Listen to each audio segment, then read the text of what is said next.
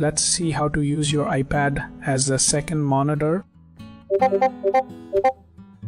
In the first step, open Settings. Next, tap General. Next, select AirPlay and Handoff. In the next step, open Settings. Now go to Display and Brightness. Now click on Display. In the next step, switch on Bluetooth from Settings. Now enable Wi-Fi from Settings.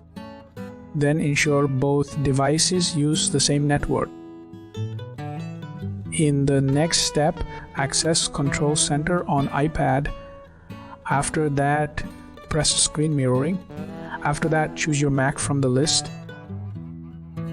In the next step, open System Settings on Mac. Then select Displays. Then position the iPad as an additional screen.